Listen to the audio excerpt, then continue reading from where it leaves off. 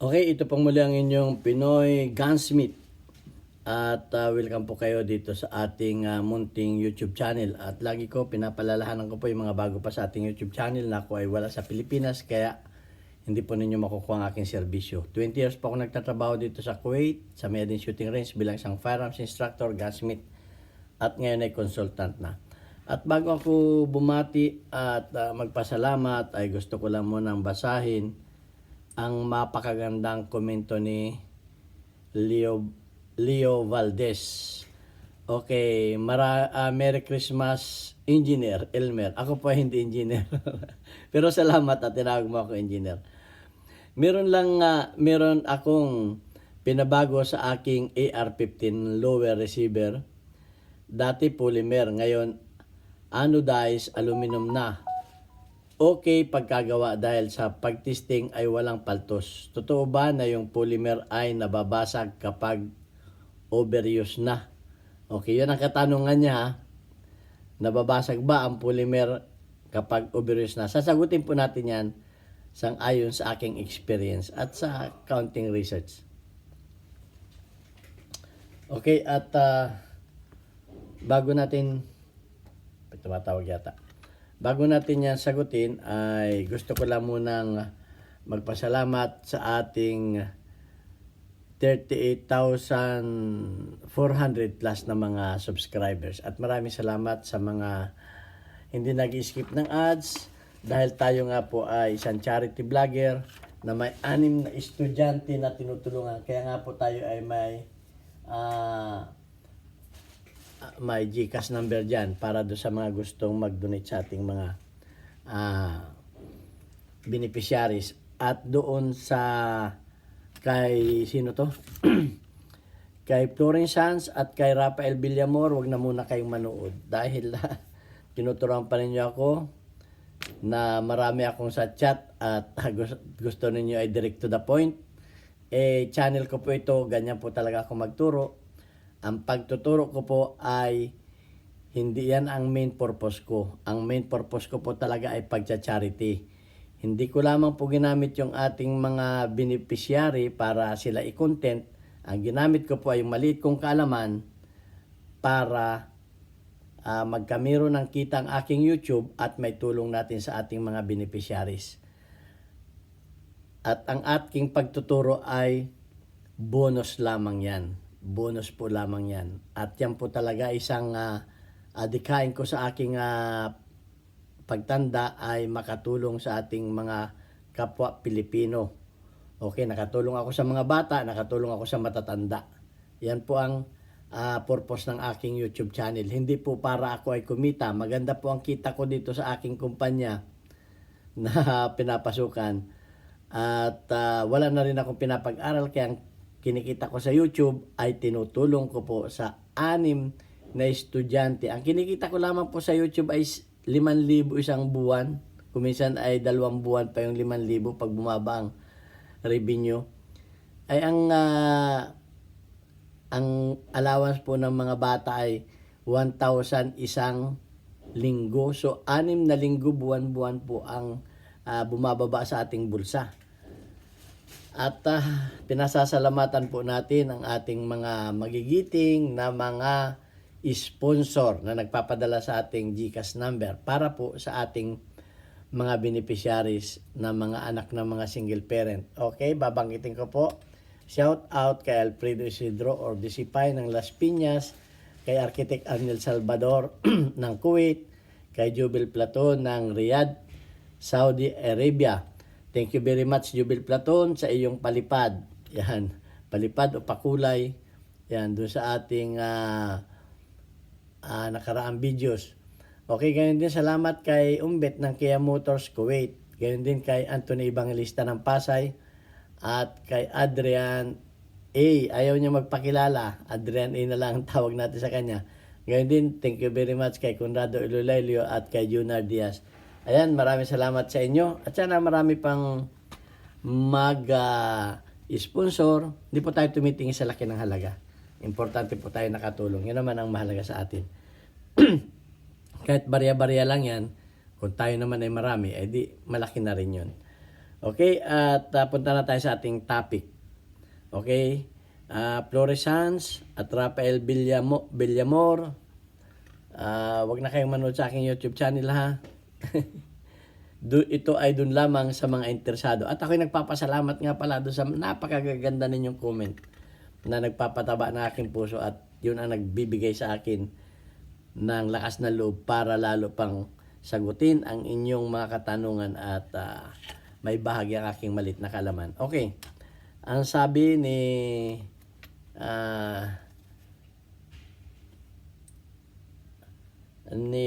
Leo Valdez, totoo ba na ang polymer ay nababasag kapag overuse na? Okay, sa aking karanasan na. Kasi may mga polymer din kami dito yan mga nagkasira-sira na yan. Ang dami namin polymer na Glock. Okay. Pakita ko lang sa iyo. Sa inyo, saglit.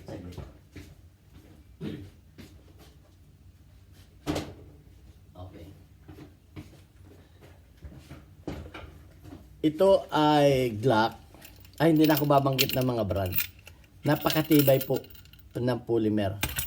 Tinatalo niya ang bakal. Bakal na ito. Nag-crack na yung bakal nito. Na-weldingan na nga So, matibay ang polymer. At sa aking karanasan dito, wala pa kaming nag-crack na na polymer. Wala pa kaming nag-crack na polymer. Pero may mga aluminum alloy na kami na nagkaputol-putol na. Ayan. May mga bakal na nag-crack na. Pero ang polymer po ay hindi nasisira. Dahil sa tingin ko ito ay aking opinion. Awan ko kung may nasira na siya yung polymer. Ang kalaban nito ay aso.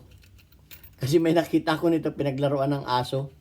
Nginat-ngat ng aso nagkasira-sira. May nakita ko nagpost sa Facebook. At ang aluminum, kamukha nito, yan nagkakasira-sira na yan. Okay, pero ito yung receiver ito. Ang receiver ng mga polymer ay hindi po nasisira. Kahit yan ay martilyuhin natin, yan, hindi man yan nasisira. Ang lakas na nung palo ko lalakasan ko pa. Hindi man siya nasisira wala man lang siyang samantalang ang aluminum, testingin natin itong aluminum na to. Ay bumabakat na agad. Tingnan niyo papaling ko dito Ayun yung pinalo ko. Paluin natin dito sa kabila. Ayun Yun, ang aluminum. Kita ninyo? At may nakita na rin ako nag-test nito. Binabagsakan nila ng mabigat na bakal ko ilang pounds. Nababasag yung aluminum pero yung polymer ay hindi nababasag. So, may nakita na rin ako nag-torture test nito. Pinaipit pa sa pison. Hindi ako makapaniwala noon pinaipit pa sa truck. Hindi nasira. So, sa tingin ko bago ginawa ang polymer ay katakot-takot na test ang ginawa nila dyan. Bago nila ginawang baril. Actually, nung ako ay nasa high school pa, mga second year siguro, first year, kasi mahilig ako sa mga kwentuhan ng mga matatanda pagdating sa baril. Napakinggan ko yung isang kumpare ng tatay ko, sabi niya, pare, pagdating ng panahon, ang mga baril ay magiging plastic na. So, parang nakakatawa. So nung ako nahigasmit na at may mga lumabas na nga polymer, sabi ko, kasi nabasa daw niya sa Reader's Digest. Kasi yung kaibigan ng tatay ko ay siguro wide reader. Ito na siguro yun. So, sa tingin ko bago ginawa ang polymer ay katakot-takot na test ang ginawa nito. Katakot-takot na test. Kasi hindi ito ilalabas sa market ng lalo't ilalagay pa sa mga rifle Kasi kalimitan nga sa mga lumalabas na rifle ay may mga polymer na. Pero hindi ko naman inaano yung ano, hindi ko naman na pinipintasan yung mga aluminum, yung mga ano. Pero may mga karanasan talaga kami na mga aluminum ay nasisira. Okay? At kumbaga, sinasabi ko nga pagka bibili kayo ng baril mas maganda yung bakal na receiver. Okay, ang hirap lang sa bakal na receiver, mabigat. So kaya ginawa nila ang mas nauna pa kasing gawin nila ang aluminum sa tingin ko. Correct me if I'm wrong, kaysa sa polymer. Kasi kung mas matibay ang aluminum sa polymer, din na sila naglabas ng polymer. Kasi ang purpose, ang tingin ko kaya naglabas sila ng polymer ay para magaan. Magaan yung ating mga baril, gumaan. Mabawasan ang bigat o timbang. So, ang aluminum, magaan yan. Magaan yan. Pero mas magaan pa ang polymer sa aluminum. Okay? So, ang polymer kasi, hindi naman yan purong polymer. Kumbaga yan ay coated laang, coated. Kamukha nito, may mga bakal din yan, naka-coated yan. Okay? Ito, kumbaga nakapalaman yung mga bakal niyan. Okay? Ito naman, nakasandwich yung mga bakal diyan. Kumbaga nakapaloob lamang diyan. Pero ang tingin ko sa polymer ay flexible siya, kaya matibay, hindi siya nagka-crack. Okay, flexible siya. Hindi siya nasisira. Kaya ito, flexible siya kahit mo paluin siya, kahit mo siya paluin, ay hindi bumabakat Samantalang itong aluminum, pag pinalo, ay nagkakamero ng marka kaagad siya.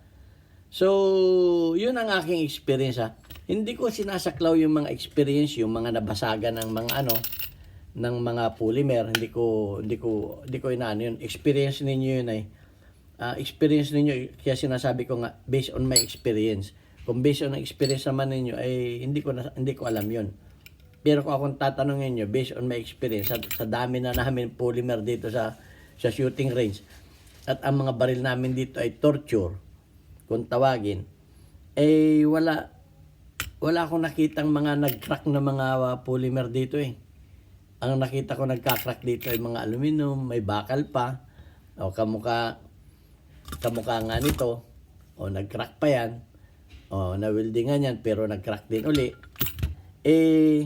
Yun ang experience namin, kamukha nito, naputol, aluminum. Pero may isang katangian ng aluminum na hindi kaya ng polymer. Ang aluminum ay nawi-welding. Okay, may mga welding machine na tayo na pang aluminum. TIG, MIG, may mga aluminum na tayong acetylene ang sinaunang ginagamit namin diyan. Kamukha nito Ito welding na to. Kaya kung ikukumpara ninyo yan dalawa na yan, pareho yan, pero ito welding na yan. Ako ang nag-welding niyan. Okay, welding na yan. Ito nasira na yan. Okay? So yun ng isang katangian ng aluminum sa polymer na nakikita ko. At ang pag-welding naman ng aluminum ay kinakailangan do sa mga tatawag natin na mga master. Okay, yung mga marurunong talaga, hindi basta-basta wini-welding yan. Lalo sa acetylene, kung wi-weldingin mo yan, ay lalong natutunaw yan, lumalaglag yan kung wi-weldingin mo. So, ayan ang aking experience. Hindi ko inaano yung experience ng iba. Kung may nabasag sa inyong polymer, hindi ko alam kung paano ang ginamit ninyo. Pero dito sa aming range, inulit ko, wala kaming nabasag na polymer. Kahit paluin mo yan ng malakas, yan, hindi po yan nagkakaroon ng basag o Yan. Pero pag ito ang pinalo ninyo, awang ko lang. Tingnan natin. Ayan, nabiyak na Ayan, nabiyak na, kinamay ko lang. Dahil manipis, ayan nabiyak na. Samantalang itong ito maliit na to. Hindi man lang na hindi man lang nagalusan. Ito manipis ito, kaya dito ko pinalo sa manipis. Ito, magkasing nipis lang sila. Ayan bagong biyak. So, ayan ang yan ang kaibahan ng aluminum at ng polymer. Yun. Naputol na. So, kayo na ang humusga. Kayo na ang humusga. Para sa akin ay mas matibay ang polymer kung sa mga impact. Hindi ko alam kung paano nasisira yung ibang polymer, pero matibay. Sa mga receiver, sa mga long rifle na meron din kaming mga